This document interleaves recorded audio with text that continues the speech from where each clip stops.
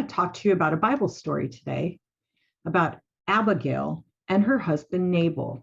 And I'm titling the story, Abigail Said No. And I'm going to explain it to you. So let's go ahead and read that story together. You probably know it. It says, Then David moved down into the desert of Mon. A certain man in Mon who had property there at Carmel was very wealthy. He had 1,000 goats and 3,000 sheep, which he was shearing in Carmel. His name was Nabal, and his wife's name was Abigail. She was an intelligent and beautiful woman, but her husband, a Calebite, was surly and mean in his dealing. While David was in the desert, he heard that Nabal was shearing sheep. So he sent 10 young men and said to them, Go up to Nabal at Carmel and greet him in my name. Say to him, Long life to you, good health to you and your household, and good health to all that is yours. Now I hear that it is sheep shearing time. When your shepherds were with us, we did not mistreat them. And the whole time they were at Carmel, nothing of theirs was missing. Ask your own servants, and they will tell you. Therefore, be favorable toward my young men. Since we come at a festive time, please give your servants and your son David whatever you can find for us. When David's men arrived, they gave Nabal this message in David's name. Then they waited. Nabal answered David's servants, Who is this David? Who is this son of Jesse? Many servants are breaking away from their masters these days. Why should I take my bread and water and the meat I have slaughtered for my shearers and give it to men coming from who knows where? David's men turned around and went back. When they arrived, they reported every word. David said to his men, Put on your swords. So they put on their swords, and David put on his. About 400 men went up with David, while 200 stayed with their supplies. One of the servants told Nabal's wife, Abigail, David sent messengers from the desert to give our master his greetings, but he hurled insults at them. Yet these men were very good to us. They did not mistreat us, and the whole time we were out in the fields near them, nothing was missing. Night and day, they were a wall around us. At the time, we were herding our sheep near them. In other words, they protected Nabal's sheep. They protected Nabal's men. Now think it over and see what you can do, because disaster is hanging over our master and his whole household. He is such a wicked man that no one can talk to him. Imagine this, okay?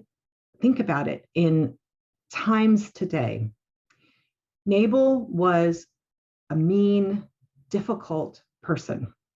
He didn't care about anybody else's well-being. He only cared about his own opinion and his own stubbornness and his own pride and his own whatever he says and what he thinks is right. And he doesn't care if it causes destruction. He doesn't care if it hurts people.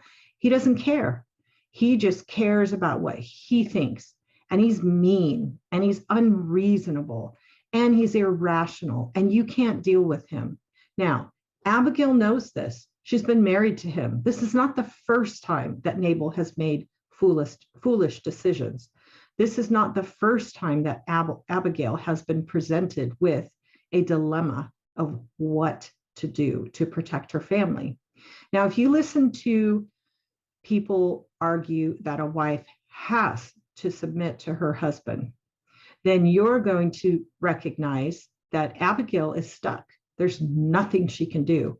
She cannot go against her husband and humiliate him in front of David and all his men and all their servants by doing what David asked behind his back.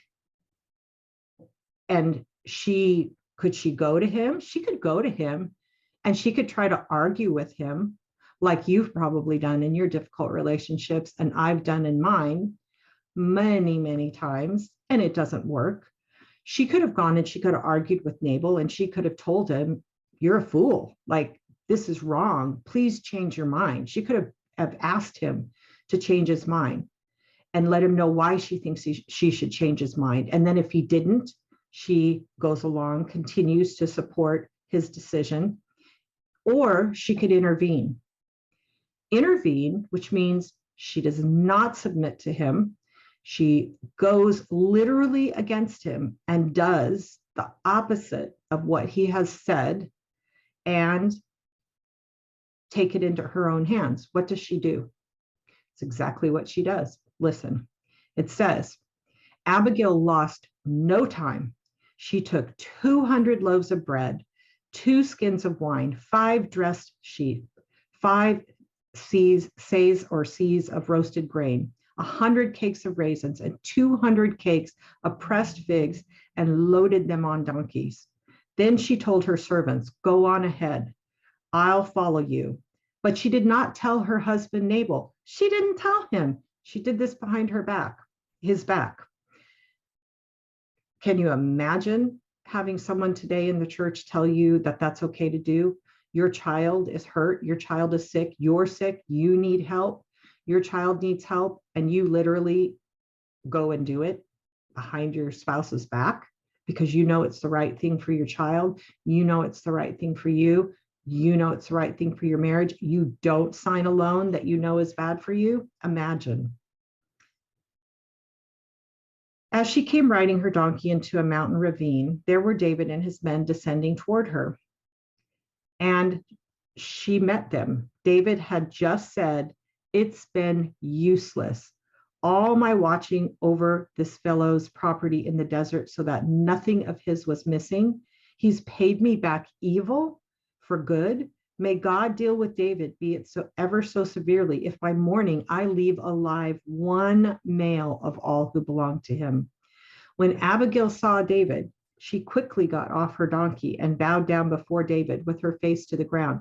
She even is subjecting herself to the person that her husband said no to. She is literally saying, I'm willing to come to you and bow before you.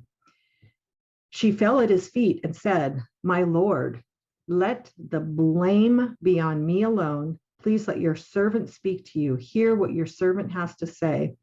May my Lord pay no attention to that wicked man, her husband, Nabal. He is just like his name. His name is Fool, and folly goes with him. But as for me, your servant, I did not see the men my master sent. So she said, I wasn't given a choice to make a different decision. He made the decision on his own, but I'm not agreeing with that decision. Now, since the Lord has kept you, my master, from bloodshed and from avenging yourself with your own hands, as surely as the Lord lives and as you live, may your enemies and all who intend to harm my master be like Nabal. And let this gift which your servant has brought in to my master be given to the men who follow you. Please forgive your servant's offense, for the Lord will certainly make a lasting dynasty for my master, because he fights the Lord's battle. Let no wrongdoing be found in you as long as you live. Even though someone is pursuing you to take your life, the life of my master will be bound securely in the bundle of the living by the Lord your God. But the lives of your enemies he will hurl away as from the pocket of a sling.